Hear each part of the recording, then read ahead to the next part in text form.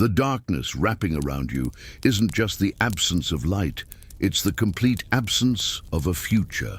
The cold dirt floor where you rest leaves no room for doubt. This isn't comfort, it's bare survival. And no, you aren't on some rugged camping trip or testing your limits in the wild.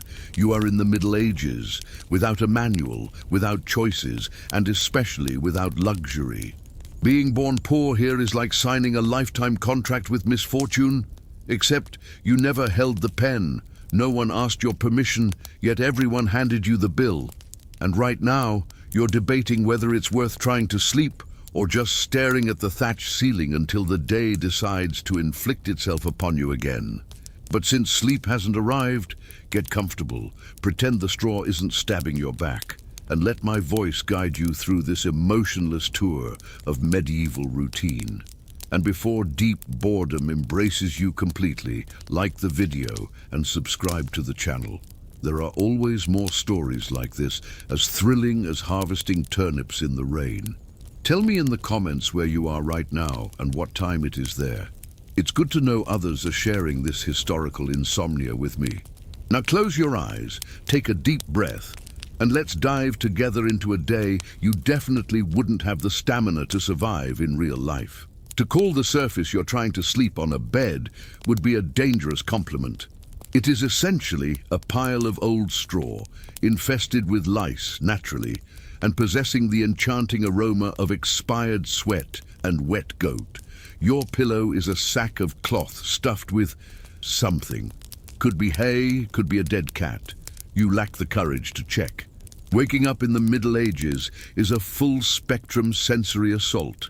First, the smell hits you, a blend of ancestral foot odor, smoke from a poorly extinguished fire, and that subtle hint that someone relieved themselves nearby. Then comes the cold. The wooden walls crack as the wind slices through like a divine accusation, and of course the sound, the church bell tolling as if God himself were personally calling you for another day of penitence. You share this room being a generous term for a wooden cavity in the ground, with your entire family. Mother, father, siblings, chickens and a cousin no one quite remembers inviting. There is no privacy here, only noise, smells, and the non-consensual sharing of body heat. You try to stretch, but the effort merely activates back pains you didn't know existed. Congratulations, you are 22 years old, which in the Middle Ages places you firmly in the category of respectable elder. Your youth ended before it began, and your body has already filed its resignation. Hunger strikes, but hold on, it's not time to eat. You still have a long trek to the sanitary bucket behind the house, which is already full. Apparently, Uncle Gervais ate something questionable again. But before we discuss the bathroom, take a deep breath. Or perhaps not. Better not. Let's focus on your wardrobe. You have been wearing the same piece of cloth for months. A fabric that was once beige is now an indecisive brown, with the texture of a wet floor rag. Underwear? Only if you're nobility, which you most certainly are not.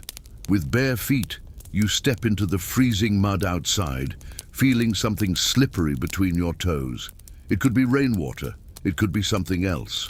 You don't ask, you just keep moving, because in the Middle Ages, the less you know, the better for your sanity. Oh, and meanwhile, your skin itches incessantly. You are in a constant war against lice, fleas, and scabies. Every movement is a fresh reminder that personal hygiene is a concept yet to be invented. Everyone scratches. It is the only collective sport available. The day has barely begun, and you already want to quit, but you can't. Because being poor in the Middle Ages is exactly this, waking up every day to try not to die, until you eventually do. But it's fine, breathe.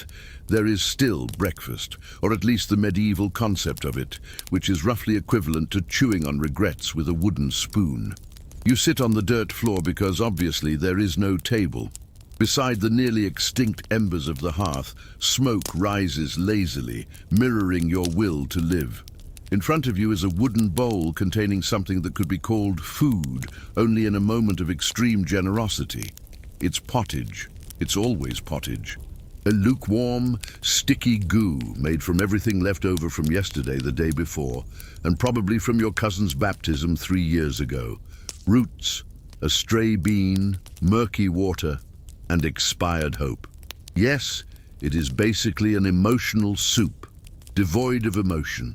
And don't kid yourself, this soup wasn't made today. It has lived in that cauldron for weeks. The secret of medieval cuisine is never washing the pot. The flavor is built on layers of fungus, grease, and accumulated despair. Beside the bowl is a piece of bread that should comfort you, but chooses to assault you instead. A crust so hard it would make war shields jealous. Made with barley flour mixed with sawdust, tree bark, and when harvests fail, actual dirt, because fiber is important. You try to bite, your jaw protests. Your teeth, which aren't exactly a shining example of oral health, consider resigning on the spot.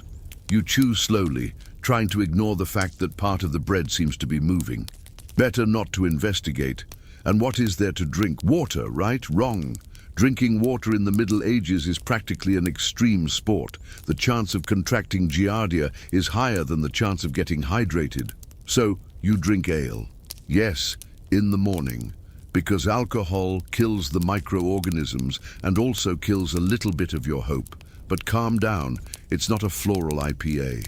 It is weak, flat, warm beer made from the third washing of the barley. Everyone drinks it, adults, children, the elderly, the dog. Honestly, it's the safest option. You want cheese? Laughable. Only if someone in the village is about to die. Meat? Only if the feudal lord feels charitable or a boar has the kindness to drop dead in your yard. Even then, half goes to the castle. Fruit? Only if it's in season, if the birds haven't eaten it, if the weather helped, if no one grabbed it first, and if you were fast enough, meaning no. And herbs? Yes, you use them, but not for seasoning. You use them to treat colic, toothache, and spiritual attacks. Eating well is a futuristic concept. Here, you eat to not die, and sometimes, even eating, you die anyway. After this banquet, you wipe the bowl clean with a piece of hard bread, and then eat that bread. Because yes, it is both sponge and meal, efficiency at its finest. You don't feel full or satisfied. You just feel fueled enough to continue suffering, which in the Middle Ages is already a win. With your stomach lamenting quietly, it is time to leave for work, because of course there is work. And no, it is not remote. You drag yourself to the door. Calling it a door is charity. It's crooked planks hanging on by a thread. Upon opening it, the freezing wind slaps you across the face. And it is a slap. You close your eyes and accept it. At least now you are officially awake. There is no coffee, no welcome scroll, just mud. Mud everywhere, and a crow watching you with silent judgment. Perhaps he knows something you don't. Perhaps he's just waiting for you to drop dead so he can eat your eyes. Probably both. Your work begins before the sun even thinks about rising. In fact, the sun is an abstract concept. What you have is fog, light rain, or a permanently grey sky, because blue skies exist only in noble tapestries. Down here, the weather is depressing by default. You walk 7 kilometers barefoot because your shoes, made of raw leather and stitched with hope, have already become rat food. Every step is an intimate encounter with stones, thorns, and feces of human, animal, and unknown origins. You've learned not to ask. If your work is in the fields, congratulations.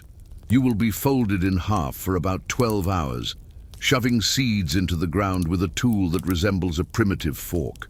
Sometimes the tool breaks. Sometimes you break. No one notices. The field is vast, but it is not yours. Nothing is yours. Not even the ground you walk on. It belongs to the feudal lord, who belongs to another lord, belonging to a chain of privileges ending with someone who will never see a day of mud in their life. You plow, plant, harvest, and transport everything manually with the help of an ox that is also tired and probably better fed than you. As for payment, you keep a portion of what's left, a portion of the portion that wasn't taken by taxes, the church, the plague, or the rats. If anything remains, maybe you can make more pottage. And if you aren't a peasant but an artisan, a blacksmith, tavern keeper or weaver, good news. You are still being exploited, just in a different setting. Instead of the fields, you work in stuffy sheds without light, full of smoke, noise and the occasional accident with torture instruments disguised as tools. Sewing until your fingers bleed? Normal. Breathing toxic fumes while painting glass with lead? Natural. Losing a finger on the anvil? Don't even think about stopping. The line of replacements is long. And if you are a woman, and of course you are, fate is cruel like that. The package comes complete.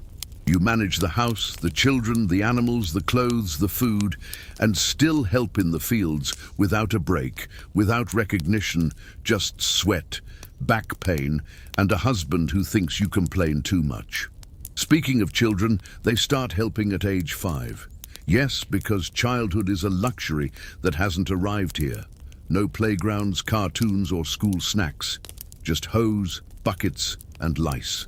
The shift lasts until the sun vanishes. But since the sun rarely appears, you learn to work based on your level of exhaustion. When your vision starts to blur, it's time to head back.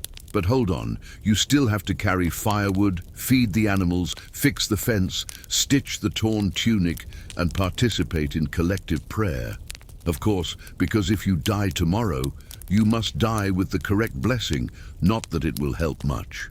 Oh, and if you're sick, congratulations, you're going to work anyway. With a fever, chest pain, mysterious blisters, or a wound that won't stop smelling bad, because staying home is synonymous with not eating, and not eating is dying faster. There are no bad days, just another day. There is no promising future, only the next harvest. If the weather helps, if the plague doesn't return, if the neighboring fiefdom doesn't invade, if the church doesn't confiscate half the barley, spoiler, it will go wrong. Yet you work, because it's this or the void.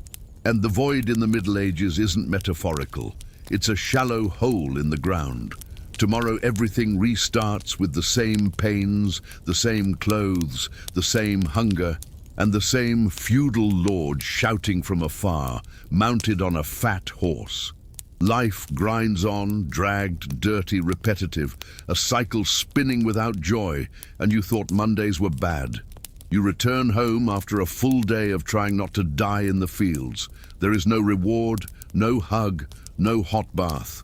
Just a structure of wet wood waiting for you with the tenderness of a goat bite. Your house, well, it exists, that's something. But calling it shelter is kindness. It's planks stacked with faith, filled with dry mud and expired hope. There are holes where the wind enters, and occasionally a chicken enters too. The floor is beaten earth. The roof, straw tied with rope. The walls are a vague concept. You hear everything from outside. The neighbor coughing, the cow with gas, an existentialist pig. All of this wraps your return in a questionable soundtrack, and the weather helps significantly. When it rains inside. When it's cold, the cold enters and stays. When it's hot, the interior becomes a greenhouse of sweat and fungus. There is no insulation, no ceiling, no thermal dignity. There is only a draft and a stinking wool blanket weighing 6 kilos, 4 of which are accumulated dirt. In winter, you sleep wearing every piece of clothing you own, alongside 2 chickens, 3 siblings, and a trauma. You wake up with a frozen nose and a soul regretting being alive. The fire in the hearth only works if there is wood. And to have wood, you have to steal from the feudal lord's forest, which can result in a beating, a fine, or being decapitated by a tree. In summer, the heat transforms the room into a rural oven. The straw roof boils, flies take over, and rats stroll around as if they own the place. You try to open the door, but no breeze enters, only more heat and perhaps a curious goat.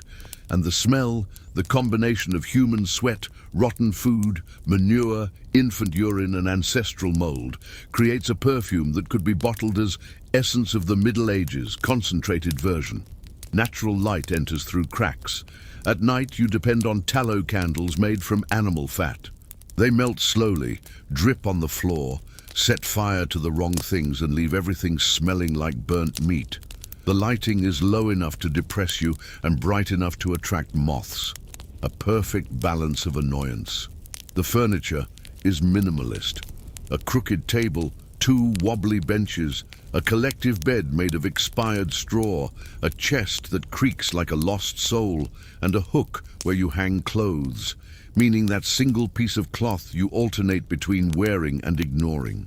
Room division does not exist. Everything happens in the same space, sleeping, eating, praying, suffering, all accompanied by other humans. You, your parents, your siblings' children, a goat, 2 cats, and that cousin no one remembers inviting, all breathing the same air, saturated with misery. Oh, and of course no bathroom, but we'll get to that later. With this incredible structure, one might expect at least silence for sleeping, right? Spoiler, no. There is your uncle's snoring, your grandmother's wheezing, the cough of an unknown child, your father whispering plans for the planting season as if anyone there were going to change their life, and the crying of some baby who isn't even yours but already occupies the same emotional space as an ulcer. You close your eyes, trying to ignore the sounds, the smell, the temperature, and the presence of 3 unidentified creatures crawling on the floor. You think about sleeping, but sleep requires a minimum of tranquility. You, however, have only survival. Your body aches, your head throbs, your back feels like it aged 40 years in 2 days. And all that awaits you tomorrow is exactly the same thing: mud, work, hard bread, and lukewarm pottage. But still, you settle into your corner, shove the chicken away, push the cousin, and breathe deep. Because even in this low-budget tragedy, the body tires and eventually shuts down. Just before you black out, you feel a bite on your leg, then another, then a suspicious movement in your hair. But no, let's not talk about that now. Let's pretend nothing is itching. Waking up, working, coming home, trying to sleep among rats and traumas. It seems like little, but medieval life also offers a complete package of terrifying social interactions, religious repression, and fears that would make horror movies look like slapstick comedy. Let's start with love, or rather the lack of it. Forget everything you know about modern relationships. No apps, no flirting, no getting to know each other. Medieval Tinder is a crooked glance at the market, followed by an arranged marriage to someone you barely know and who, in many cases, already shares lice with you. Romantic, isn't it? Marriages aren't about love. They are about land, cows, and alliances between families who can barely stand each other. Your opinion? Irrelevant.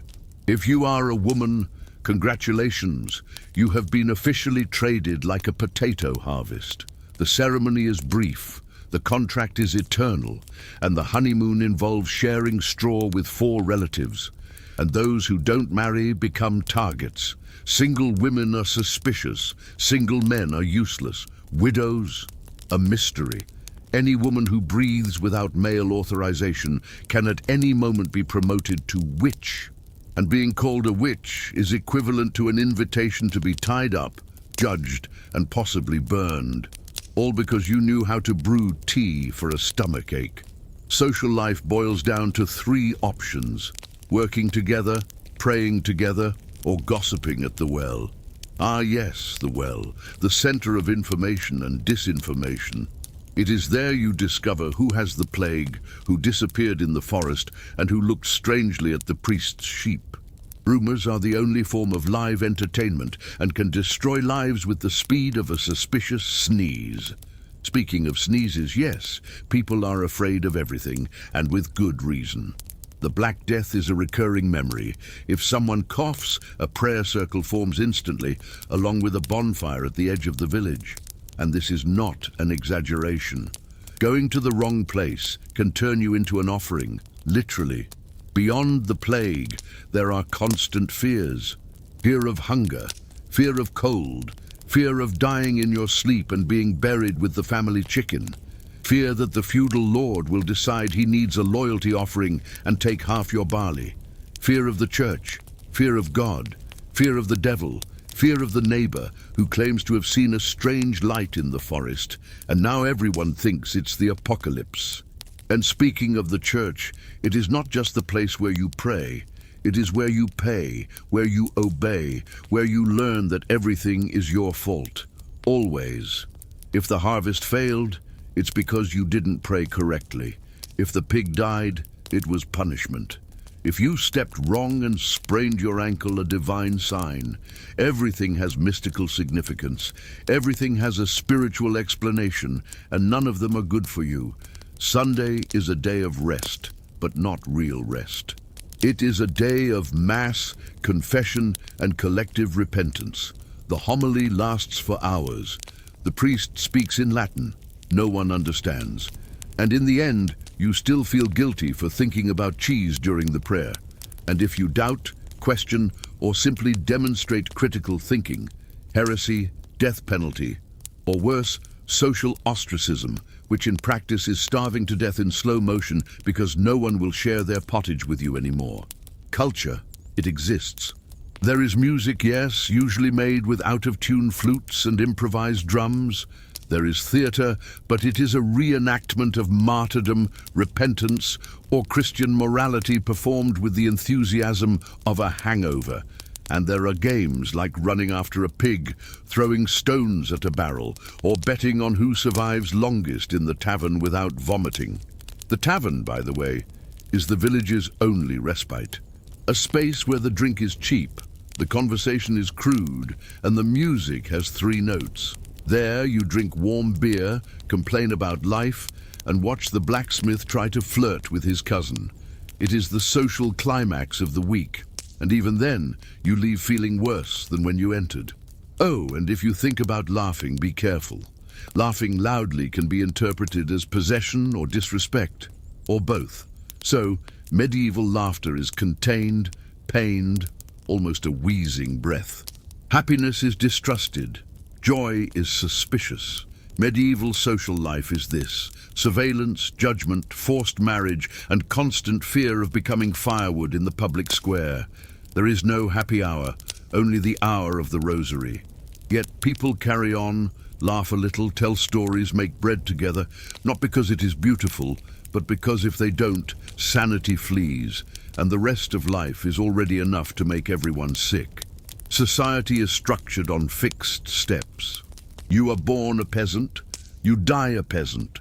Rising in life is the stuff of fables. The maximum promotion you can expect is upgrading from straw to sleeping on a plank. That's if the feudal lord thinks you were a good servant. And no, he never thinks that. If you survived until here without fainting from hunger, being accused of witchcraft, or freezing to death, congratulations. This does not mean you are well.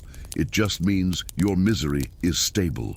And when everything around you stinks, burns, itches, and threatens to kill you, what remains is spiritual comfort, or something that looks like it. Religion is the invisible glue holding the medieval mind together, and sometimes also the reason it breaks completely. In practice, you live surrounded by rules no one understands, but everyone follows. The Bible is written in Latin. Only the priest understands it, and he makes a point of not translating much. Most people cannot read or write, so they depend on the goodwill and theatrical intonation of the local clergy to know if they are going to heaven or straight to the devil's cauldron. And heaven, mind you, is not exactly a resort. It is a place where you might, with luck, rest from misery. Hell, on the other hand, is a festival of punishments with fire, monsters, and an infinite line of people who ate meat on a fast day. You are taught from childhood that everything is a sin. Thought about bread while praying? Sin. Laughed at a joke about monks? Sin. Coveted the neighbor's goat? Sin. Questioned why everything is so terrible? Heresy. In other words, any sign of humanity is a cause for guilt. Sin is life's great pastime. Everyone has it, everyone hides it, everyone pretends they don't, and if you sin, there is punishment. Not always divine, sometimes quite human. The village has its methods. A classic is the pillory, a lovely stone structure in the middle of the square where you are tied up with a sign like "lied, was lazy, looked the wrong way. Children throw things at you, adults do too. It is medieval Instagram. Public exposure with lots of hate and zero context. If the sin is graver, like stealing bread or saying you dreamed of a different angel, the ecclesiastical court enters. Spoiler, you always lose.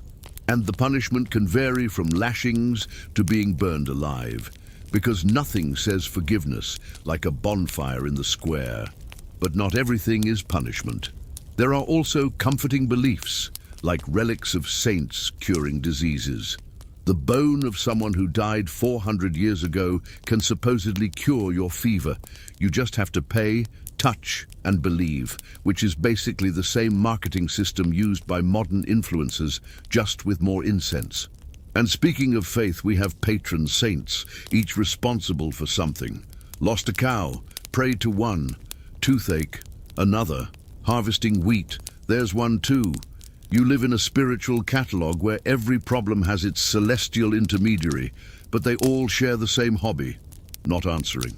Beyond faith, there is also the fear of the invisible. Ghosts, demons, elves, witches, forest spirits, hauntings of the poorly buried dead, werewolves, and the occasional dragon. Everything is possible. The medieval imagination has no brakes. Any strange noise is a sign of a curse. Any nightmare is a divine warning. Any stronger sneeze could signify possession.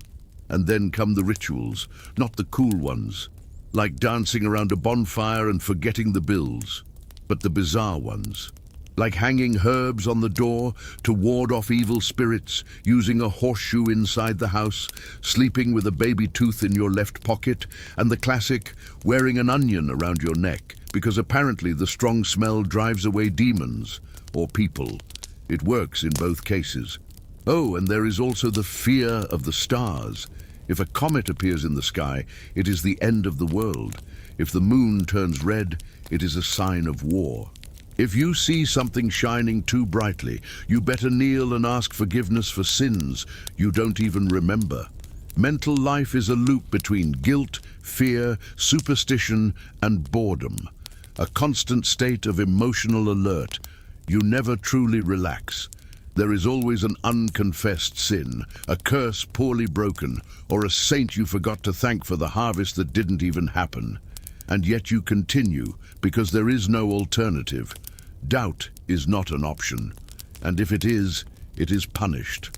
So you learn to live in an unstable balance between faith that never answers, fear that never leaves, and a routine where even dreaming is dangerous.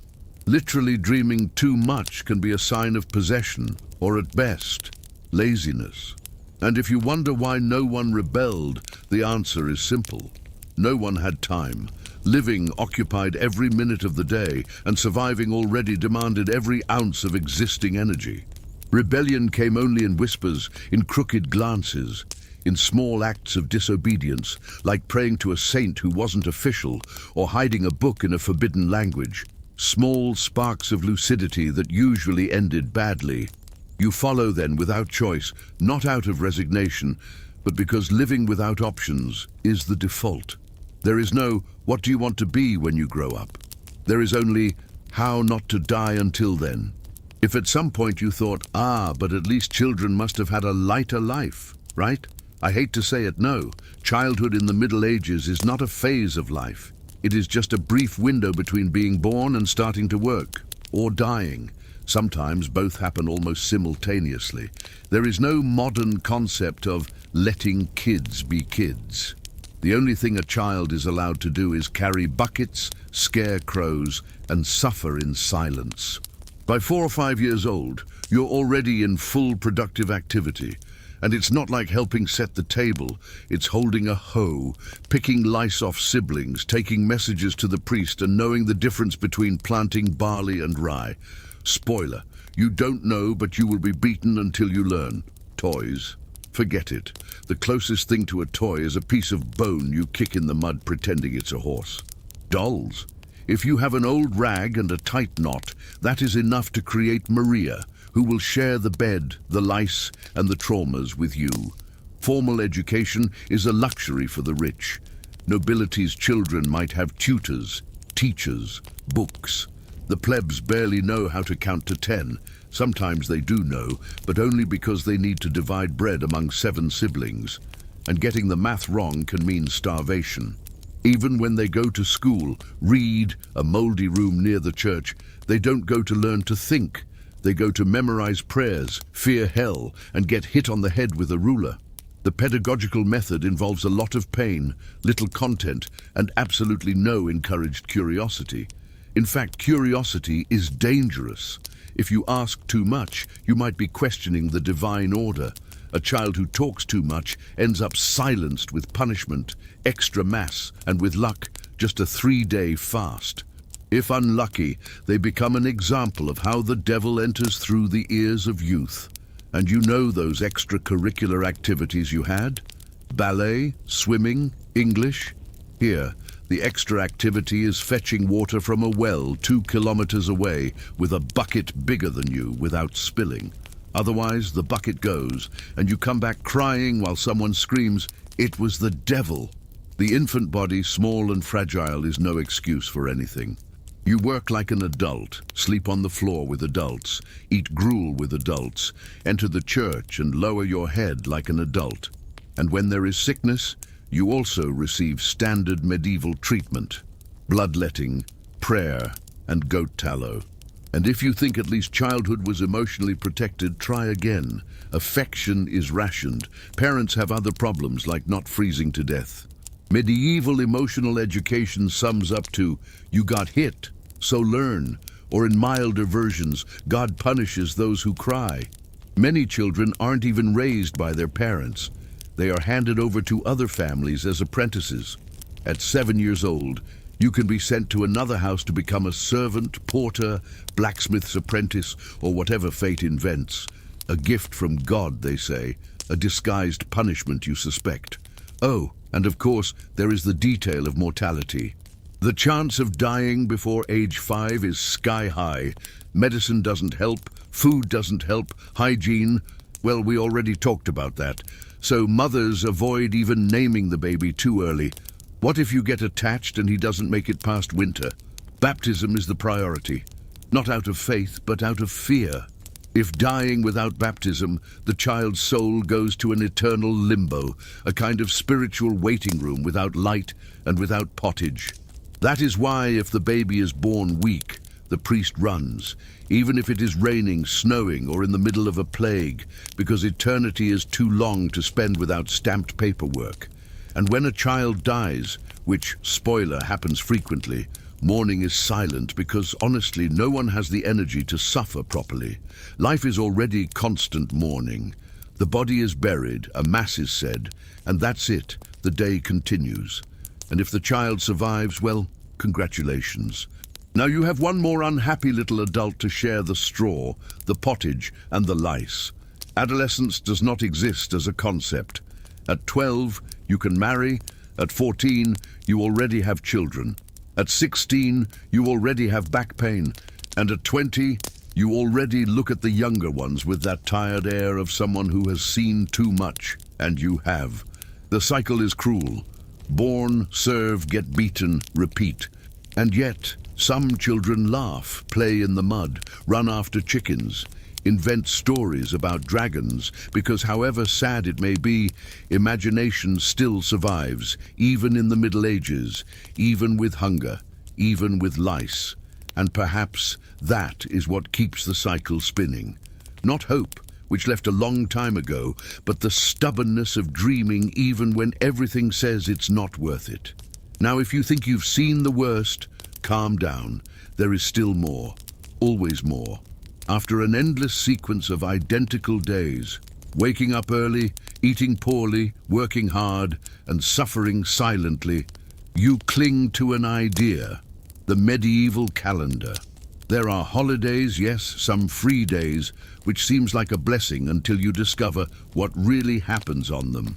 Let's start with religious festivals. Spoiler, they are practically all of them. The year is a loop of saints, martyrs, and biblical events requiring processions, fasts, masses, and more processions. Time off work turns into a marathon of kneeling, standing and listening to the priest scream Latin for hours. All this while fasting, of course, because nothing shouts celebration like devout hunger. And don't think you can skip it. Attendance is mandatory. Missing Saint So-and-so's Mass can earn you a sideways glance from the neighbor, which in the medieval world equals a defamation lawsuit. And who knows, she might accuse you of heresy. The bonfire is still lit from last time. But there is also what they call a popular festival. At these, food might actually appear if you're lucky. Drink, certainly. Warm beer for everyone. Music? Yes. If you consider two guys singing out of tune on a lute and a drum made of goatskin a soundtrack. Dances happen, of course, in circles, in the mud, to the repetitive sound of songs that seem composed by someone with labyrinthitis and a hatred for melody. People jump, spin, and occasionally someone falls and breaks an ankle, which provides gossip for the entire month. And since medicine is optional, that ankle will heal crooked. A toast to Saint Sixtus, patron saint of dislocated knees. Furthermore, there are fairs, grand meetings between villagers, merchants, and transmissible diseases. The fair is the height of local entertainment. You walk through stalls full of suspicious vegetables, torn fabrics, ointments of dubious origin, and a man who swears he sells dragon teeth, which are actually painted chicken bones. Street theatre also happens there, a mix of religion and visual panic. The play usually tells the story of some saint being martyred, with plenty of fake blood, or real, depending on the enthusiasm, and a predictable moral: repent or be burned. If this sounds depressing to you, it's because it is. But amidst this chaos exists the famous Feast of Fools, a kind of medieval carnival where roles are reversed for a few hours. The peasant can pretend to be king, the priest pretends to be the devil. Everyone pretends to have joy, and then everything returns to normal. You, included, return to being miserable. During these parties there are also games like stone throwing, sack racing without the sack, mud wars, and the popular Who Survives the Blacksmith's Wine.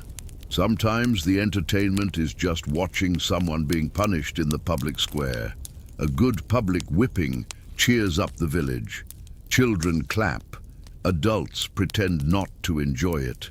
The church says it is educational. And if all that still seems little, there are itinerant visits, mendicant monks singing songs about the apocalypse, magicians doing tricks with dead rats, or some prophet of the end times screaming on the corner that the comet visible in the sky means the Antichrist has already arrived. Guaranteed fun, trauma too, but not everything is festivities. There are also rites of passage, marriages involving little ceremony and much debt, births followed by rushed baptisms, as we already discussed, and funerals, which occur frequently because mortality loves a party. Burials, curiously, are the most sober ceremonies. Some candles, a priest muttering something about heaven, and a hole in the earth. Sometimes the body doesn't even have a coffin, just a sheet, if there is a sheet.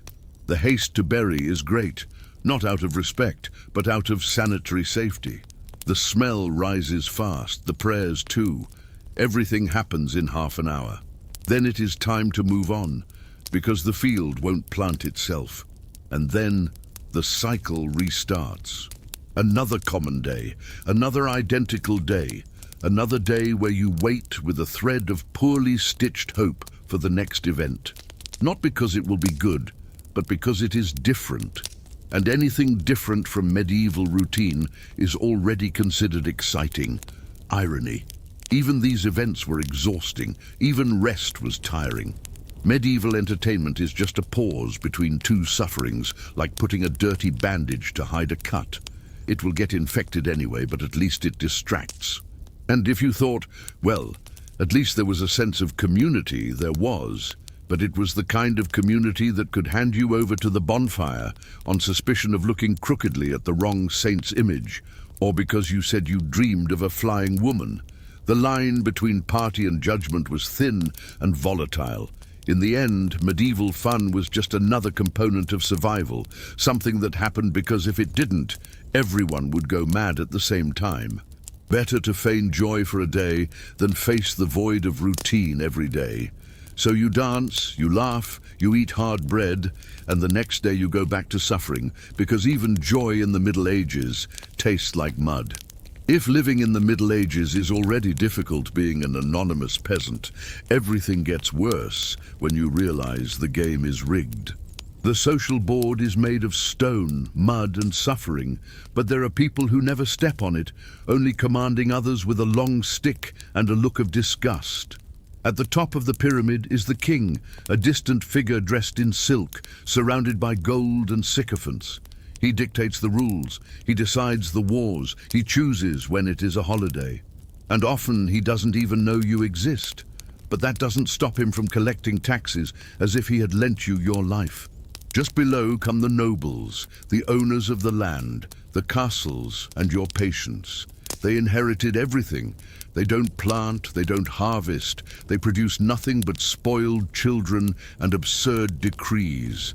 They are called lords. But the treatment is more akin to a local god. If they ask for your wheat, you hand it over. If they ask for your chicken, that too. If they ask for your daughter, well, better not even go into that detail. The feudal lords rule the land, the laws, and the punishments. It is they who decide who works where, who marries whom, and who deserves a public beating. And there is no point arguing. The law is with them, because basically, the law is them. Below the nobles come the knights, those guys in shining armor who theoretically should protect the village. In practice, they show up once a month, march around, shout words in Old French, and then go back to the castle to eat meat and badmouth the smell of the plebs. These knights were trained from childhood in the art of war. But since wars are seasonal and morality is optional, for a good part of the time they use their swords to resolve local disputes. Read, intimidate, collect debts, or demonstrate numerical superiority in taverns full of drunks. After them comes the clergy, a group apart, dressed in black or white, with a cross on their chest and guilt in their hands. They don't work with the land, nor with the sword. They work with fear. They promise salvation, preach repentance, and sell indulgences. Yes, you pay to spend less time in purgatory. Basically, it is a spiritual toll booth. The village priest is simultaneously counselor, judge, therapist, and inspector of other people's behavior. He knows who is cheating, who is stealing, who isn't praying, and he saves all this to use in the sermon with subtlety. Of course, nothing like a divine hint at 7 a.m. on Sunday. And then, finally, we arrive at you, the peasant, the base of the pyramid, the foundation, the one who actually makes everything happen. Plants, harvests, builds, cares for animals, pays taxes, prays, dies early, and is still treated as disposable. You work to live and live to work. In exchange, you receive the right to continue working. It is an inspiring cycle of exploitation with a touch of anemia. And if you think at least there is justice, prepare yourself. The concept of rights is still in beta phase. If a noble tramples your crops, you say thank you. If a knight invades your house, you serve bread. If the feudal lord decides you owe something, you pay, even if you don't know what. Judgments, when they exist, are theater scenes. The judge might be the noble himself. The evidence is rumors, and the verdict is almost always guilty because I said so. You can be fined for not going to mass, imprisoned for looking sideways, beaten for missing the harvest time, and you can die for stealing bread, a single loaf. The land you plant isn't yours. The house you live in isn't yours. Even the pigs you raise can be requisitioned at any moment for the good of the fief, which means for the castle banquet. And speaking of the castle, you only get close if you are carrying something, a sack of wheat, a bucket of water, a body. No one invites you inside. The castle is the ultimate symbol of inequality. High walls, halls with tapestries, real food, wine, and beds with feather mattresses. Yes, feathers. While you sleep on straw, the noble is there floating in softness, dreaming of falcons and sport hunting. But the cruelest part of this structure is that it sustains itself over time. You were born a peasant, you will die a peasant. Your children too, your grandchildren with luck too. Moving up in life isn't difficult, it is impossible. The only permitted ascension is spiritual, and that comes with a lot of prayer, a lot of fasting, and eventually a death without scandal. And even so, many accept it because the structure doesn't seem unfair. It seems natural. It was taught this way: God in heaven, King on earth, and you in the mud. Questioning this is dangerous, and thinking differently is a sin. So you lower your head, work, pray, and take pride in at least being alive, which honestly isn't much, but it's all they left you. You wake up, we already talked about this. Walk kilometers barefoot, also covered that. Work all day, of course. And then comes that existential question. What is there to eat? Short answer, almost nothing. Long answer, almost nothing, and it's rotten. The base of your diet is bread, but not that fresh, warm roll with the crispy crust that appears in movies. We are talking about a dark, heavy, dry bread made with flour mixed with whatever was left, like tree bark, fine sand, or seeds no one identified. The bread is more weapon than food. You can eat it, you can throw it at someone, and you can use it as a doorstop. Oh, and that's when there is flour. In times of scarcity, bread becomes an experiment. They've used grated mold, straw bran, and even sifted clay. This is because hunger is not only constant, it is creative. And the stomach, poor thing, has already given up complaining. Besides bread, there is soup, called pottage, a nice name for what is essentially water with something floating in it. Could be turnip, could be leek, could be last week's hope. You never know. The broth is thin, the taste is weak, and digestion is doubtful. Meat? Only if someone in the village dies and has no relatives, or if it's a feast day. But calm down, it's not steak. It is more a weird piece of some undefined animal, boiled until it reaches the texture of a floor rag. When there is meat, no one asks where it came from. Fewer questions, fewer regrets, and speaking of regret, cheese, one of the few accessible dairy products. But not that cheese that melts on pizza. It is a hard, sour block, possibly alive. The kind of cheese that stares back at you. It has smell, it has texture, and sometimes it has larvae. But that's fine, extra protein. Now, if you are a lucky peasant, you might have an egg. One divided among 7 people, boiled too much or raw because the firewood ran out. You can't choose. You can only swallow and pretend you fed something other than sadness. And fruits? Only if it's summer. And even then, no shiny apples or juicy grapes.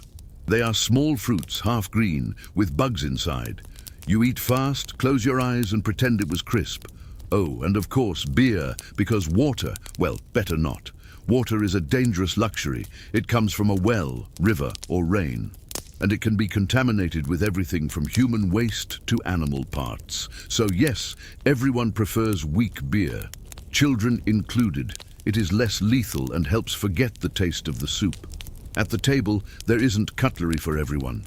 Sometimes a wooden spoon, sometimes just the hand. The bread serves as a plate, the broth runs off. The tablecloth is a rag that hasn't seen soap since the Black Death. Eating is an exercise in physical and emotional survival. You chew without thinking, swallow without savoring, burp with fear, and there is no variety. Each season determines the menu. Spoiler, they are all bad. In winter, only roots and thin soup. In summer, everything spoils fast. In autumn, you harvest the little that remains. And in spring, we pray to manage to plant something without the feudal lord taking half. Now imagine this every day. Same food, same taste, same gastric discomfort. You only realize something was rotten after it is too late.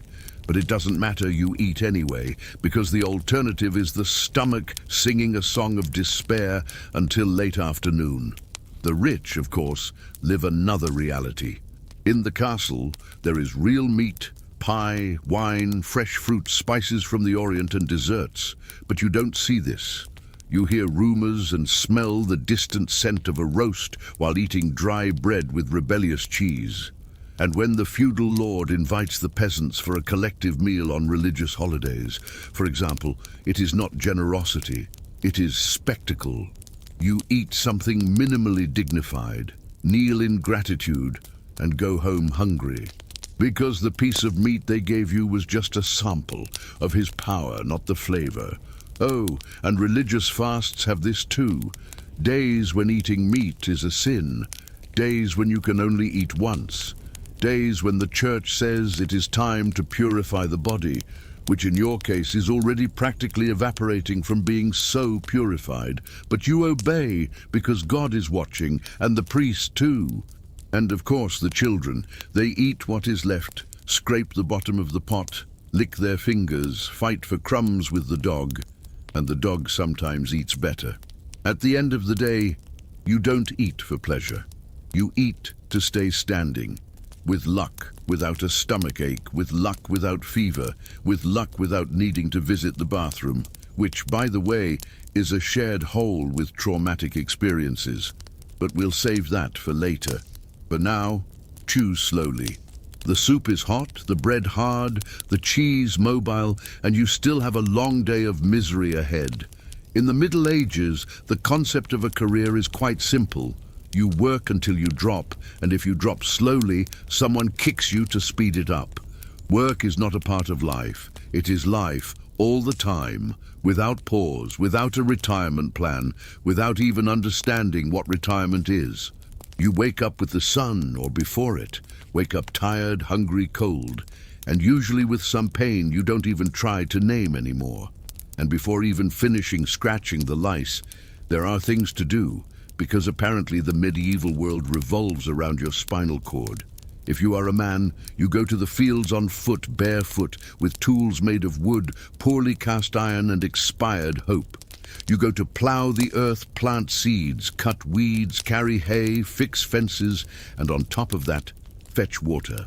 All this before breakfast, which as we have seen, does not exist. What exists is a piece of bread from last week that has already formed its own opinion. The field is your silent boss. It doesn't shout, but it demands. It demands strength, sweat, blood, and time. All this to harvest what in the end won't even be yours. The majority goes to the feudal lord, a part to the church. And what remains is divided among 7 hungry mouths, an anemic chicken, and the rat that lives in your wall. And if it rains too much or too little, your problem. The harvest failed, your fault. God is punishing you for something, probably because you looked crookedly at the priest or slept during St. Berthold's homily. The system is practical. You are always wrong.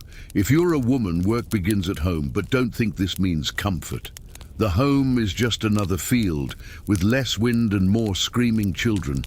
Wake up, light the fire, heat the water, grind, prepare pottage, sew clothes, shoo animals away, breastfeed the baby, and still answer when the husband asks, "Is lunch ready?" You also care for the sick, because someone is always sick. And since there is no pharmacy, the prescription is a vinegar bath, praying 3 Hail Marys and applying a compress of herbs found behind the corral. If the person survives, a miracle. If they die, it was God's will. And the most beautiful part, all this without rest. You work while eating, work while caring for children, work while praying. Sometimes even while sleeping because the body might try to rest, but the mind keeps counting tasks. Children, as we have seen, don't have much time to play. At 6 years old, they already help. At 8, they carry weight. At 10, they already know how to differentiate a good axe from one that will fly off and hit the cousin's head. And yet they are charged as if they were adults, because technically they are. And there is community work, because besides everything you do, you still have to help the village, fix the wall, clean the well, carry stones for the construction of the new wing of the church that you will never use, but will be proud to say, "I helped with that crooked column there." Religious holidays, which theoretically are for rest, also turn into work. You decorate the village with flowers, participate in the procession, wash the priest's feet, and then help clean up the mess. All this with the joy of someone who has already emotionally given up. And don't even think about saying, "I can't take it anymore." Saying you are tired is almost heresy. Work dignifies, suffering purifies, and complaining only attracts worse things like the plague. Even different trades aren't better. The blacksmith breathes soot and risks losing a finger every day. The cobbler works at dawn to fix rotten sandals. The barber surgeon mixes hairstyles with bloodletting. One mistake and the client leaves bald and anemic. The routine is this: spin, repeat, get sick, and there is no goal, no bonus. The most you can expect is to one day stop working because you died, and even then with luck. And of course all this effort is inspected by those who don't work. The feudal lord sends spies or just watches from the tower. The priest appears to see if you are sinning while harvesting, and there is always an old woman who knows everything, spreads everything, and judges everyone. You work to eat, but the food doesn't nourish. You work to live, but life is just work. And when you ask, "What is all this for?" the answer is, because it has always been this way. And then, without alternative, you go back, grab the hoe, sigh, and dig.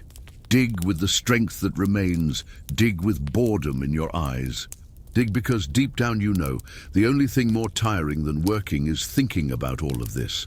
In today's world, love arrives via notification. An emoji, a good morning, an invitation to binge watch a series.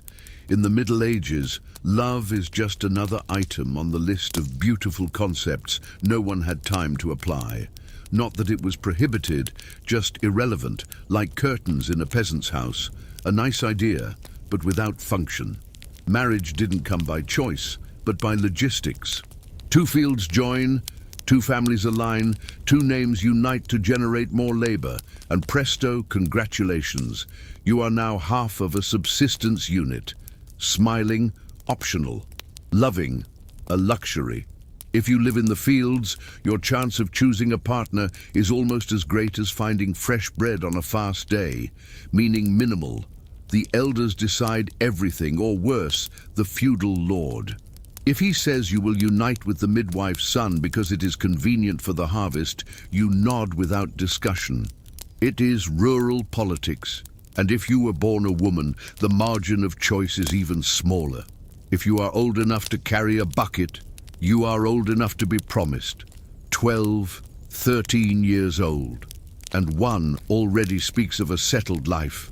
Not because there is a bright future, but because life is short, and the logic of time is different.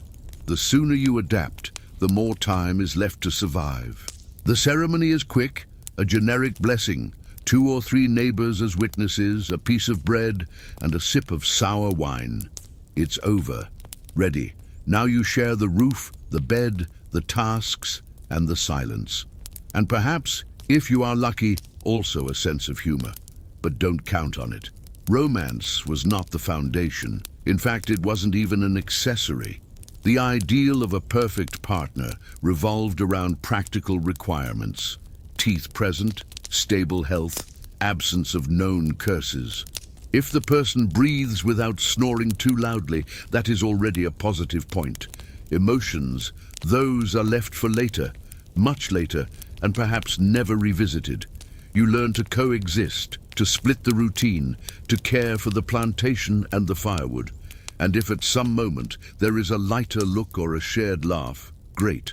If not, the game goes on. The earth needs you more than any emotion.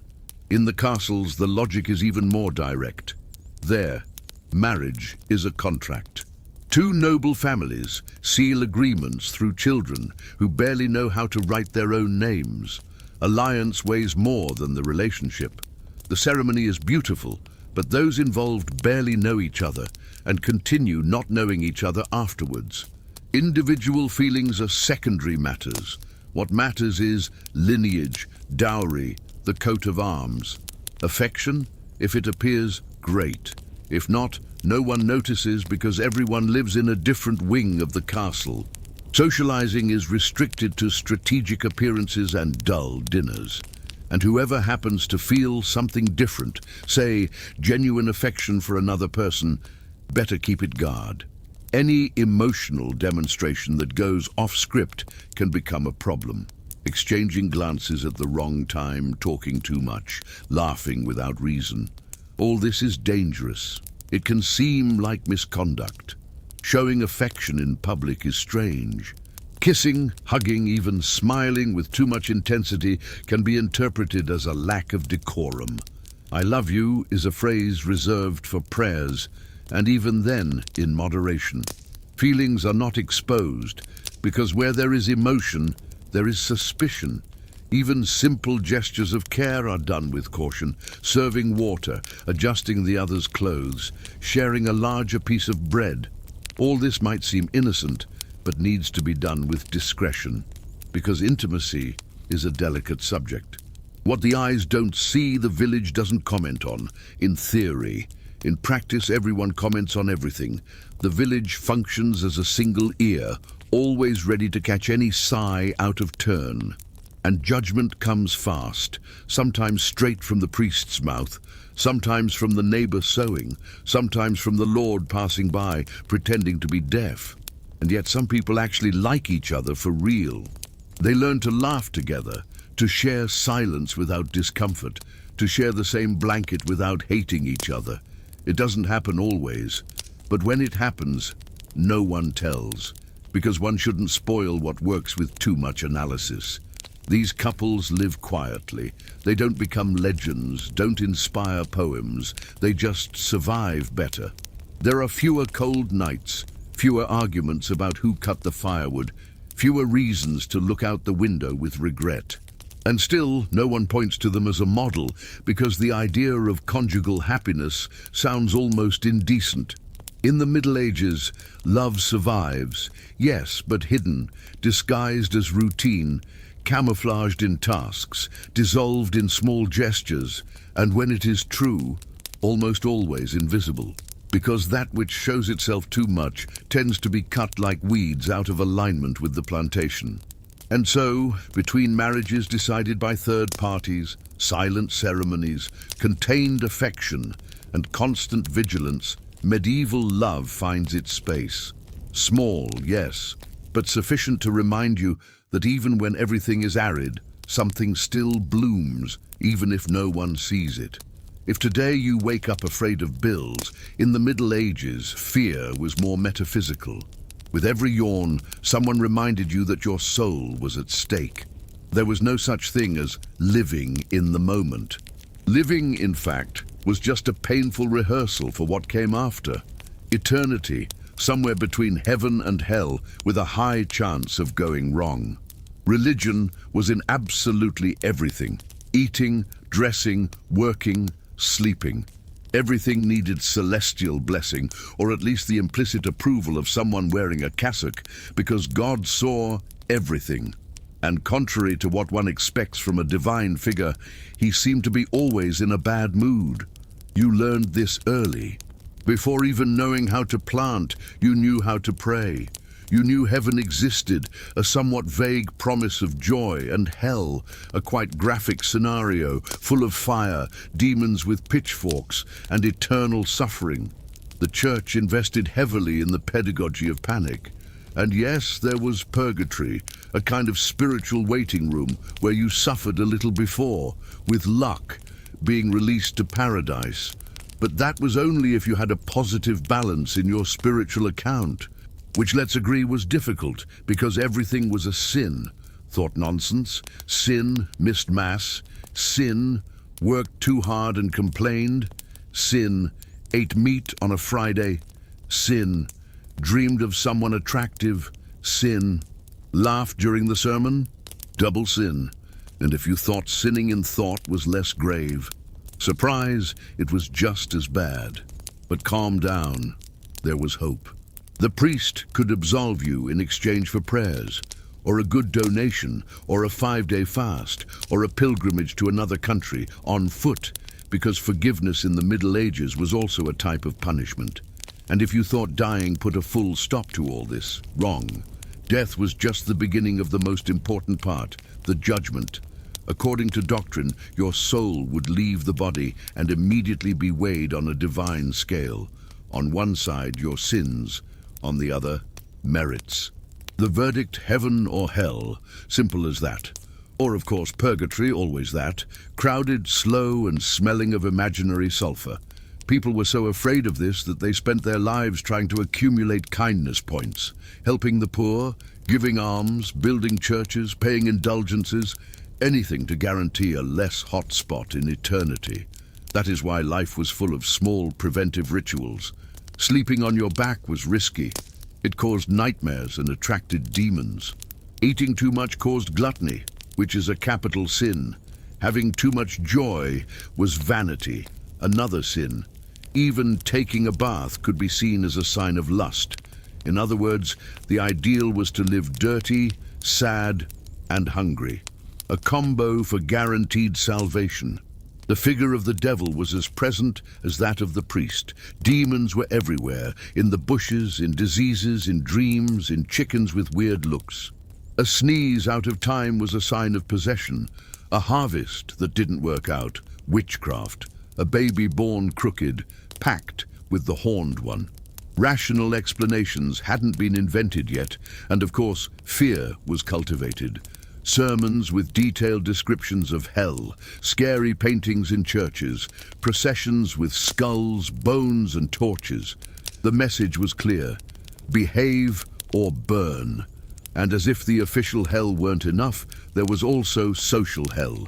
If you were accused of heresy, magic, or simply thought differently, you could end up imprisoned, tortured, or burned. The bonfire wasn't just a metaphor.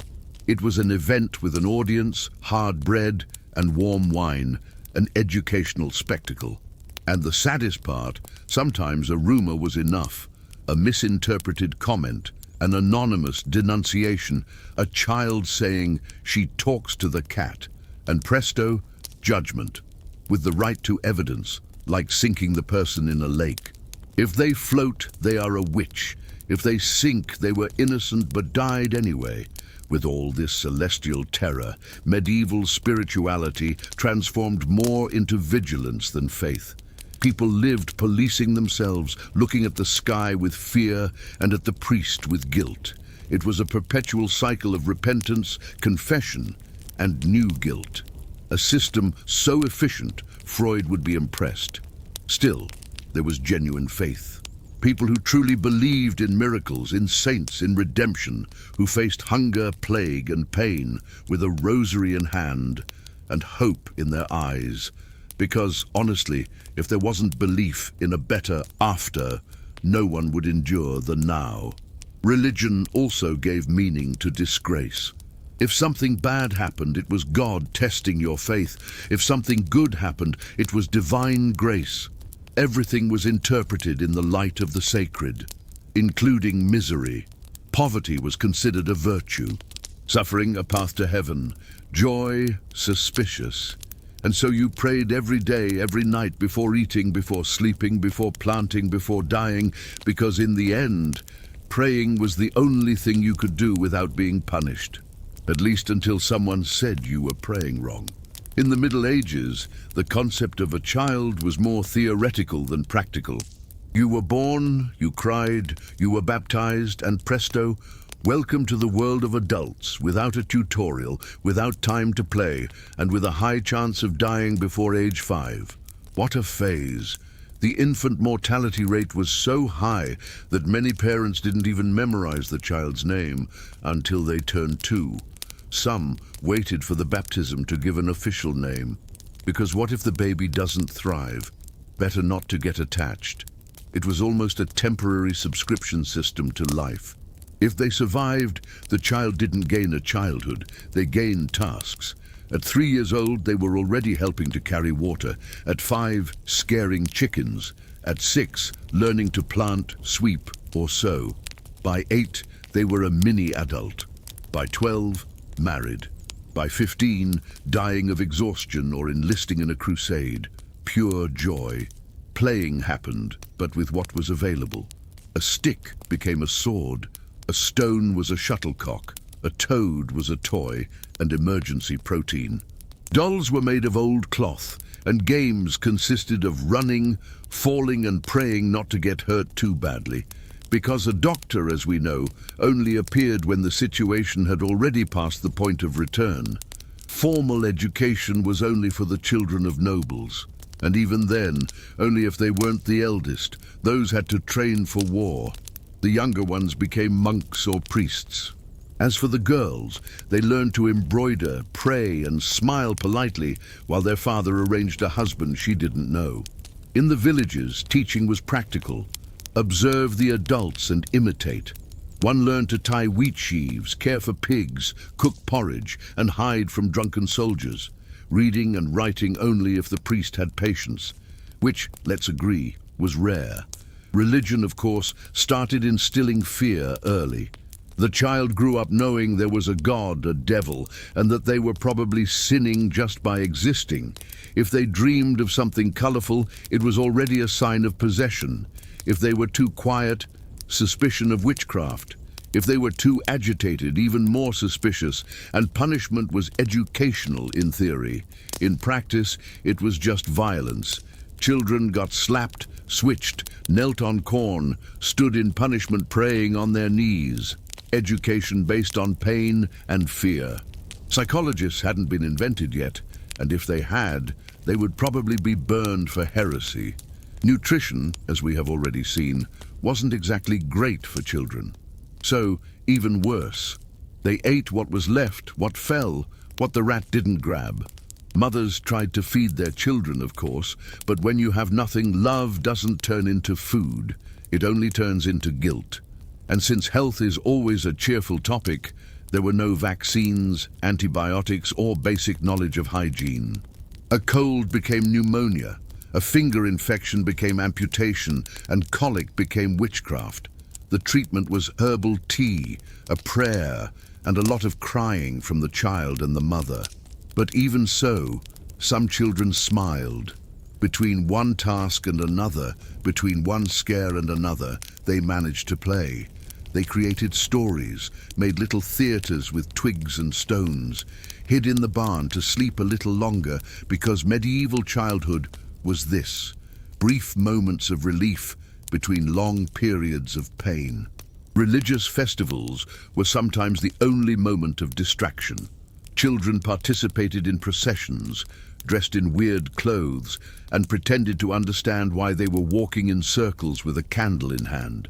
They also loved the special church bread, which even dry was different from home, and therefore a delicacy. There were also rites of passage. At 7, a child could already be sent as an apprentice.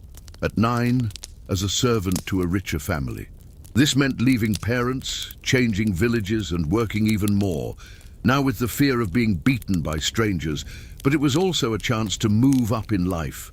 Small, rare, but a chance.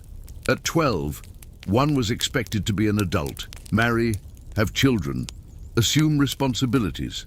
That's right. A child raising another with the church's blessing and the neighbor's constant judgment.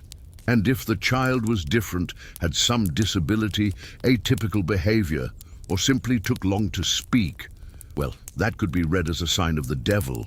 Some were locked at home, others abandoned. Some became village mascots, others disappeared.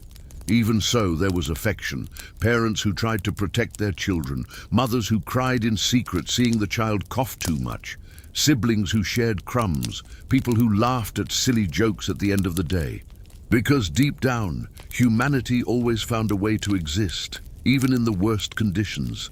But make no mistake, medieval childhood wasn't enchanting. It was a training ground for suffering, a tragic prologue to a short life, a forgotten chapter of history where children were seen as small adults, only without rights, without a voice, and usually without a future. And there you are complaining that your childhood had slow internet. In the medieval era, justice is not exactly what you imagine. There is no defense attorney, no presumption of innocence, no security cameras. There is only supposition, superstition, and a disproportionate desire to see someone beaten in the public square. It starts with the basics. Anyone can accuse you of anything. Theft, heresy, witchcraft, adultery, bad-mouthing the king, sneezing at mass. Just a misinterpreted comment, a rumor, or an ugly face at the wrong time is enough. The judge might be the feudal lord, the priest, or some old man who thinks he is very wise. Impartiality. That word hasn't been invented yet. When the accusation comes, the trial happens fast and starts wrong, because you don't have the right to remain silent. Staying quiet is suspicious. Talking too much is too. You are never in a good position. Medieval justice works like this. Someone accuses, you deny, and everyone agrees that only a divine proof can resolve it. Then come the best or worst God's tests, also called ordeals, physical proofs to decide if you are lying or not, because obviously God will intervene directly in this process. Example number 1, trial by water. They tie you up and throw you in a lake. If you sink, congratulations, you are innocent, but perhaps dead. If you float, guilty, because the pure water rejected your sinful body. Yes, that is how it worked. Good chances of drowning and still emerging condemned. Example number 2, red-hot iron. You hold a hot iron bar for a few seconds, then they bandage you and wait a few days. If the wound heals well, innocent. If it gets infected, which is almost guaranteed since hygiene doesn't exist, then you are guilty and probably already have gangrene. Oh, and don't forget the bread test. You need to eat a piece of dry bread while saying you are innocent. If you choke or can't swallow, guilty, because truth, according to the logic of the time, slides down well. Whereas lies get stuck. And if you are a woman, things get worse. Because besides all these tests, there are specific ones for witchcraft. A classic, searching for devil's marks on your body. Any mole, scar, birthmark is proof of a pact with occult forces. The trial ends when someone finds something, which always happens because no one spends 30 years in the mud without a scar. Another brilliant test, the needle. They stick a needle in various parts of your body. If you don't feel pain or don't bleed, you are a witch. Now guess what happened when the needle was fake, or when it hit a callus or scar tissue? That's right, party at the bonfire. And even when the crime was real, like theft, the punishment wasn't exactly proportional. Stole bread, might lose a hand. Said something against the king, tongue ripped out.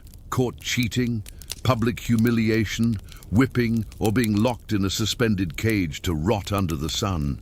Oh, and dungeons, yes, they exist. But unlike movies, they aren't full of dramatic torches and mysterious screams. They are damp holes, infested with rats, where you wait for judgment, which might never come, because judgment is sometimes just your slow death right there. Confession was the high point, and of course, usually forced with torture, nothing very subtle. Instruments like the cradle of Judas, where you are suspended by ropes at impossible angles, or the knee breaker, or the garrote. All done with the care of someone who believes pain reveals truths. And the most impressive part, the confession didn't need to be true. It just needed to exist. It was easier to close the case with someone screaming, "Okay, I did it," than to investigate anything. Investigating took work, torturing didn't.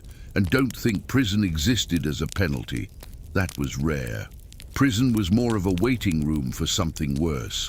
Most penalties involved pain, shame, or death, and sometimes all together. Executions were public, of course. Death became a spectacle, hangings in the square, beheadings, stonings. The whole village attended. Bread, watered-down wine and front-row seats were sold, because nothing unites a community more than seeing someone suffer for justice. And there was still the pillory, a type of medieval social network. You were chained in the public square with a sign describing the crime. The whole village could curse you, spit, throw things.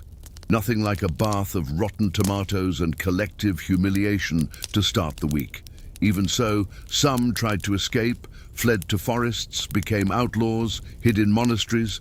Sometimes they were caught, sometimes they died of cold, sometimes they were forgotten, which honestly was the best scenario. And as much as all this sounds absurd, It was viewed as natural. People trusted this system because, after all, God wanted it this way. The feudal lord is only applying divine law, and the priest is only ensuring the community's morality.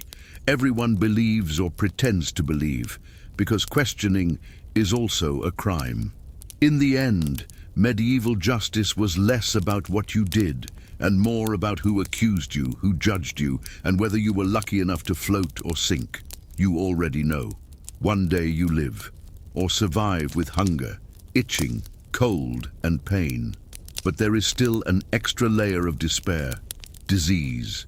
Medieval medicine is a mixture of superstition and desperate attempts. If something hurts, you don't run to the hospital.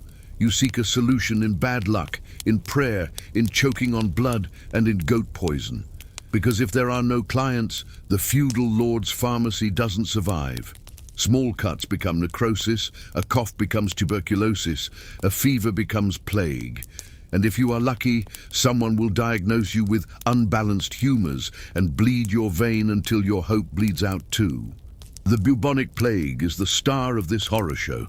It came every now and then, an unwanted gift. Rats arrived with lice carrying the bacillus. Then glands swelled, blood boiled, sweat poured. Death arrived fast, and life vanished. People lived in fear of coughing, itching, fever. A sneeze could be the last thing you hear. If someone got sick, they isolated, if possible. If not, the whole village burned. They say burning clothes, bedding, and the neighborhood was more efficient than any medicine, and fast.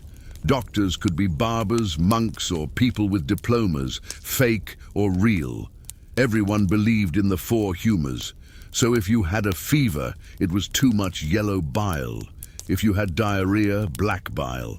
The treatment: compulsory bloodletting, purging, and a lot of prayer. Because if you died, it was mainly the fault of your soul, and God who had to fix the balance. Vaccines? Only if from God. Prevention didn't exist. Fear existed, which helped in a certain way because you had more chances of washing yourself with vinegar, which wasn't good. Vinegar kills nothing, only dignity. During epidemics, villages changed. Processions became about calling for rain or the end of the world. Churches filled up, people bought relics. The clergy sold indulgences as if they were tickets to heaven, only in double-page spread. And those who tried to flee to the forest, sometimes they escaped, but not the memory of the living. Rumors tore reputations apart. If you disappeared, you were already considered a heretic, traitor, or worse, dead, but with sin. And then came the non-consensual exorcist prayers. Children got sick more, covered in sores, coughing blood. The mother moans, looks at the boy, paces in incense, prays, and applies wine compresses in a common but emotionally devastating tragedy. Infant mortality was still high. A child who survives carries fear. A child who dies becomes a ghost if he passes the toll for the afterlife. And it is never just one disease. You can catch the flu and then salmonella. You can bleed internally and then have worms in your eye. You can worsen your emotional health state with guilt. Whoever sinned contracted it. The system functions as a control tactic. Getting sick is guilt, and you still pay to be absolved. Isolation happens, but often comes late. The plague spreads fast. In days, the whole village is weak, carrying the sick, praying, bleeding, isolating, burning, and still dying. There is no request. And for disease, there is no vaccine. There is no ambulance. There is only a priest with incense, a doctor with ancient scissors, and you shaking with fever. If you make it 5 days, it's luck. If you survive 6, almost a miracle. And if episodes repeat, fear becomes heritage. Medieval medicine, above all, sold hope. The cure was rare. The ritual was common. The act of bleeding was the closest society had to taking action, because taking action is too dangerous. Better to pray, bleed, wait, and eventually die. And if someone survives, with luck they are left with scars, anemia, an amputated limb, trauma, a cough, and a history of almost died. And on top of that, They owe gratitude to the church, or at least owe silence and continuing to work as if nothing happened. And in a certain way, survival during an epidemic was status. Those who remained had the emotional obligation to tell their story like a bad medallion on the soul's lapel. The plague was the spark of the perverse cycle: disease, guilt, prayer, sin, octave, indulgence, death. A medieval show that justified everything: poverty, mortality, and fear as currency. In the end, living with non-existent hospitals, questionable remedies, and faith as a placebo is just another chapter of collective repentance, the final nail in the coffin of medieval hope.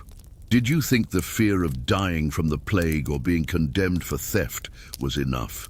Of course not. Medieval life is a complete package of physical, spiritual, and imaginary terrors. After all, if you are going to suffer, suffer with variety. Fear is the daily seasoning of the Middle Ages. With every step a doubt: is that a black cat or a disguised demon? With every headache a thought: was I bewitched out of envy? The paranoia is such that in some villages there was even a curse tester, a guy who observed strange behaviors and usually concluded it was the devil's fault. And why did the people believe this? Because there were no better explanations. Lightning struck and burned the harvest? Divine punishment? The goat stopped giving milk? Black magic. The bread got moldy? Witchcraft. The son was born with a crooked nose. The mother ate a turnip on a holy day. The medieval imagination knew no limits. There were creatures living in the forest according to local legends. Werewolves, birdwomen, corn spirits. Everything had a specific name and function, almost always terrifying. It was like living in a badly written horror book, where every noise at night was an invitation for nervous prayers. And of course, there was the fear of the dead. Yes, the dead didn't rest. At least not in the popular imagination. It was common to believe that certain people returned after death, like revenants, a mix of zombie and wandering soul. They appeared at night, whispered curses, or just stared in the dark. Solution: bury them with their mouth full of stones, literally. Cemeteries were evoked with respect and disgust. Rushed burials, mass graves, priests throwing holy water without even looking. And sometimes bodies exhumed just in case. If the corpse was too well preserved, it was a vampire, and the solution was to drive a stake through it, cut off the head, and burn the heart. The complete package of post-mortem diplomacy. Another terror: comets. Yes, comets. Every time a light crossed the sky, the people freaked out. It was a sign of war, plague, famine, or betrayal. Priests wrote apocalyptic chronicles and people knelt, fasted, and waited for the end of the world. Which spoiler didn't come, but the panic was the same every time. And when fear didn't come from the sky, it came from the field. Strange sounds at night, evil fairies, branches moving on their own, spirits, a child laughing alone, witch, kid, or possessed. People sleeping too much, soul temporarily stolen. Creativity was such that any event outside the pattern became supernatural and, of course, dangerous. And if you thought you would rest at home? Ha! No. Domestic fear also existed. Stagnant water in the bucket, portal for evil spirit, cracked mirror, bad luck for 7 years, broom leaning against the wall, someone will die. And the rooster crowing at midnight, sign that something terrible will happen, or the rooster has jet lag. Hard to know. And don't forget the fear of the final judgment, because besides trying to survive here, you also lived preparing for when Jesus returned to judge everything and everyone. The apocalypse was more than prophecy. It was the weekly forecast, and the priests made an effort, describing trumpets, beasts of the sea, fire from the sky. Only PowerPoint was missing. But the religious elite's favorite fear was the invisible enemy: sin. Yes, sin was like spiritual bacteria. You didn't see it, but it was there waiting for a slip-up.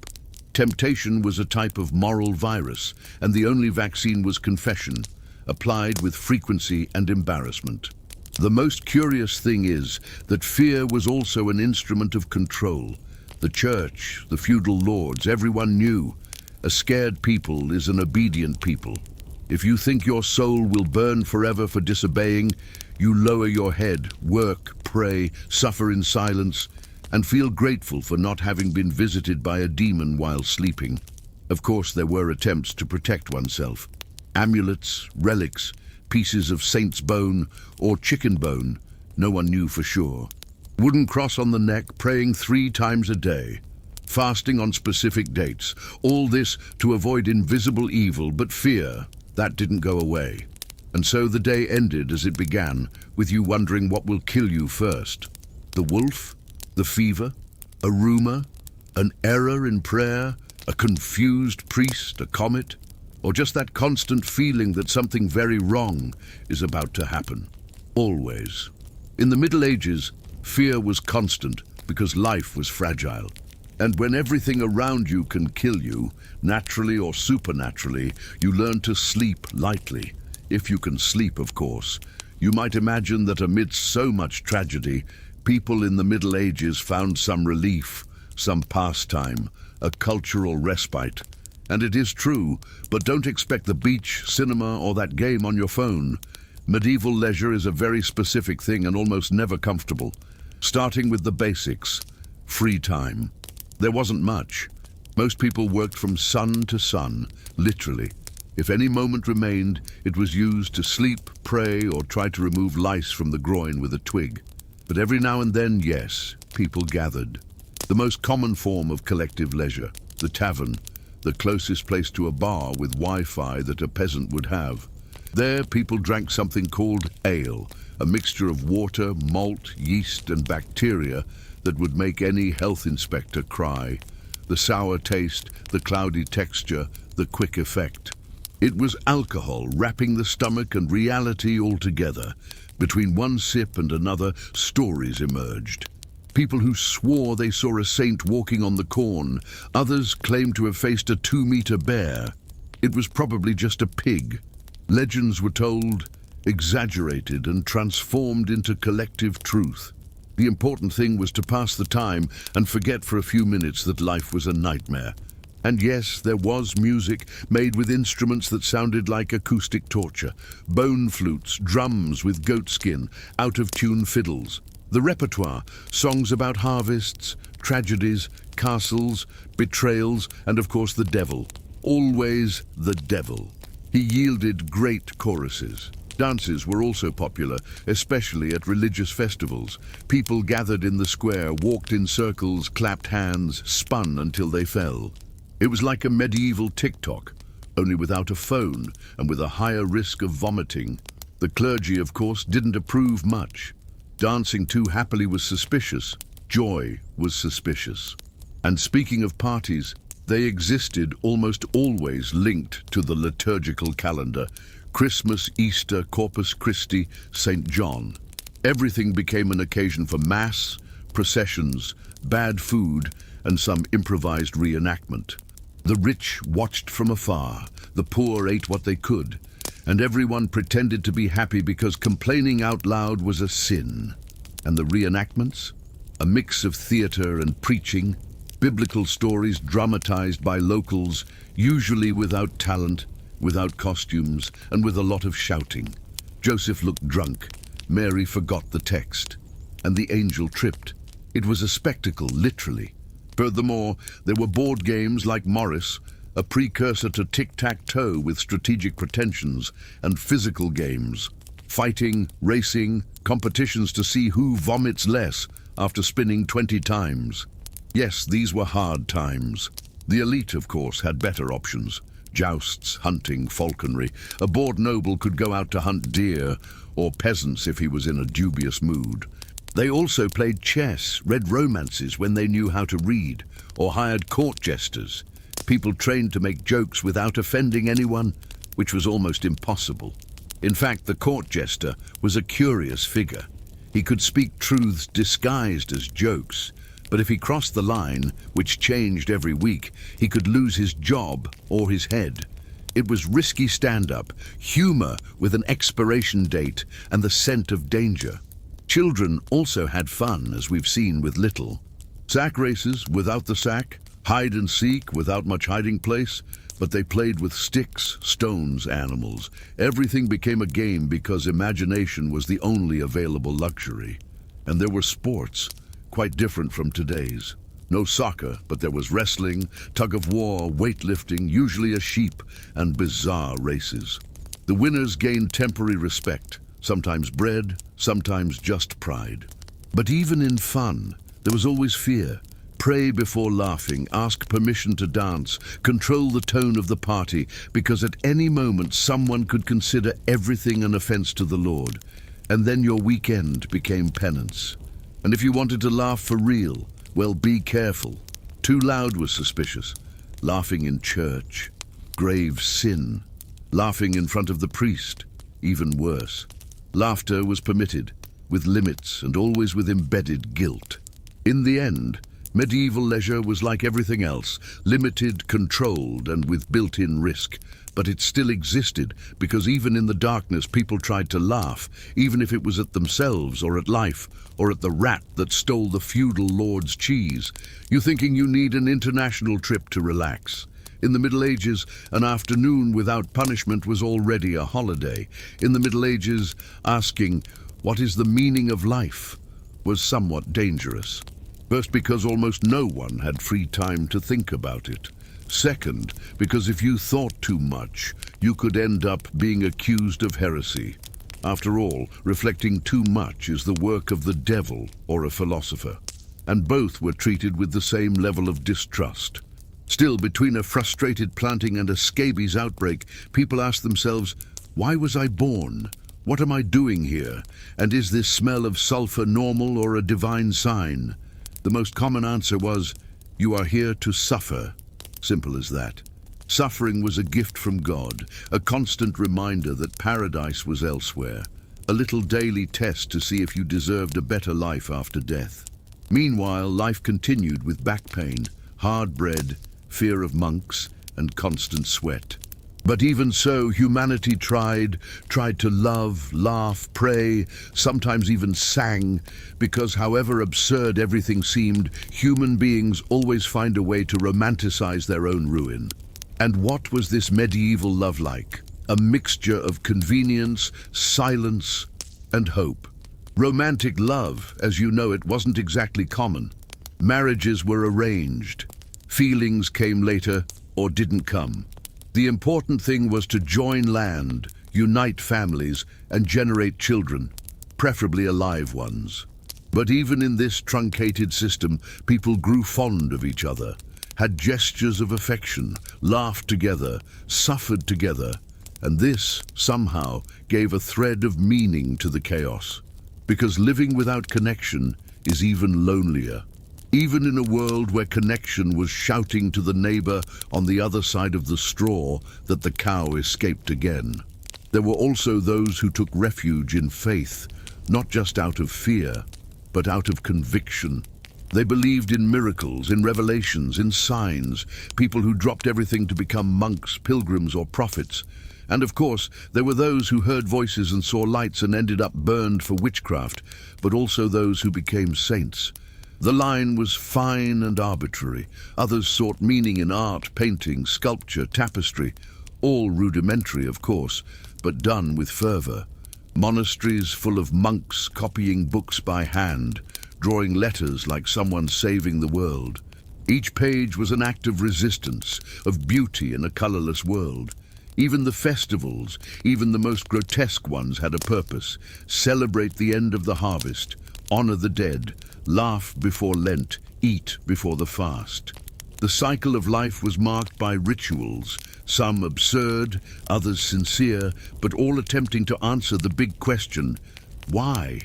And of course there were those who simply didn't think about it, who just wanted to survive, wake up, eat something, work, sleep, and repeat. Because sometimes the meaning of medieval life was just not dying that day, and that was already good enough. But what if you died? The hope was to go to heaven, find peace, reunite with relatives, have a real mattress, eat bread without mold, see God, and ask him what was the funny part of all this. The answer, no one knows. But they hoped it was good, because deep down, the Middle Ages was about that. A game of endurance, an obstacle course without a prize, an existence full of poorly explained rules, but which continued nonetheless, because stopping was dying, and dying, as we saw, could be just the beginning of more suffering. So you asked yourself, what if I had been born noble? Would it be better? Maybe. You would have more food, fewer lice, more candles, but you would also fear conspiracy, betrayal, poisoning in the wine. The good life was an illusion of security, that's all. And if you had been born a monk, would you spend the day praying, copying texts, fleeing temptations, fasting? Maybe you would live longer, maybe understand more, maybe just pretend to understand, because even monks had existential crises. The fact is that no one understood anything. Everyone pretended, invented answers, created explanations, and spent the day trying not to go crazy, trying to transform routine into ritual and tragedy into narrative. And that is what unites us, because honestly, you do that too. Complaining about traffic while wondering if you're in the right job, looking for meaning in a notification, seeking relief in a boring story about a miserable past just to manage to sleep. Yes, the Middle Ages was horrible, but it was also human. And in humanity, sometimes the absurd is the only thing that makes sense. You survived the day. Congratulations. This in the Middle Ages is equivalent to winning the lottery. Only without money, without celebration, and with intestinal cramps. The sun sets slowly, dyeing the village with that orange light that in another context would be romantic. Here, it is just the sign that the firewood ran out and it will get cold. Your skin itches more than in the morning. Your feet are hard, cracked. You smell smoke, urine, and garlic. But this, incredibly, is the best moment of your day, because contrary to what it seems, no one whipped you today. A moderate success. You return to your house, which is not a house. It is a wooden cube with a leak and an entire family snoring in sync. No one speaks much. Speaking consumes energy. Energy that will be necessary tomorrow when everything repeats. You lie down on your bed, the same damp straw from the morning, the one smelling of goat and defeat. You close your eyes and pray, not because you are religious, but because it is what remains, a kind of automatic habit, like liking a YouTube video without realizing. Speaking of which, I hope you liked it, you know.